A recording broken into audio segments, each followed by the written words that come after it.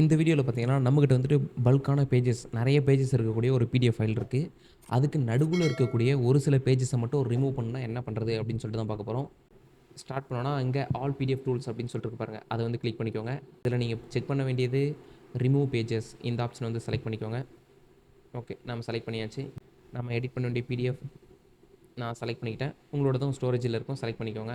இப்போ உங்களுக்கு இதில் வந்துட்டு ஒரு 42 பேஜஸ் இருக்குது. இதில் வந்துட்டு குறிப்பிட்டு நீங்கள் ஒரு பேஜஸை மட்டும் ரிமூவ் பண்ணணும்னு நினைக்கிறீங்க. அது வந்து ஒரு 10ஆம் நம்பர் பேஜ்னா அதை மட்டும் செலக்ட் பண்ணிக்கோங்க.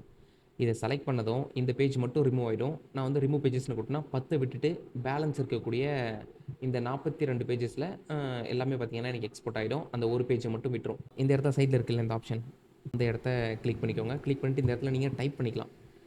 ஒரு 15ஆம் நம்பர் பேஜும் எனக்கு தேவையில்ல. 15ன்னு டைப் பண்ணிங்கன்னா ஆட்டோமேட்டிக்காக அங்கே ரிமூவ் ஆகிடும். பார்த்தீங்களா, 35, 36, 37, 38 இந்த 4 பேஜும் செலக்ட் ஆகிடுச்சு. இருக்கிறதுலே தலைவலி பிடிச்ச வேலை. அதை பார்த்தீங்கன்னா இந்த வெப்சைட்டில் ரொம்ப ரொம்ப ஈஸியாக பண்ணிடலாம். வெப்சைட் நேமை மறந்துடாதீங்க, ஐ லவ் பிடிஎஃப். இதே மாதிரி யூஸ்ஃபுல்லாக இருக்கக்கூடிய வீடியோஸ் எல்லாம் மிஸ் பண்ணாமல் இருக்கணும் அப்படின்னு நினச்சா நம்ம சேனலை சப்ஸ்கிரைப் பண்ணிக்கோங்க. இந்த வீடியோ கண்டிப்பாக உங்களுக்கு ஹெல்ப்ஃபுல்லாக இருந்திருக்கும்னு நினைக்கிறேன். லைக் பண்ணிவிட்டு உங்கள் ஃப்ரெண்ட்ஸ் யாராச்சும் வந்து ரொம்ப அதிகமாக பிடிஎஃப்ல டாக்குமெண்ட் ரிலேட்டடாக ஒர்க் பண்ணுவாங்க அப்படின்னா நம்ம சேனலை வந்து ரெக்கமெண்ட் பண்ணுங்கள். கண்டிப்பாக உங்களுக்கு ஹெல்ப்ஃபுல்லாக இருக்கும்.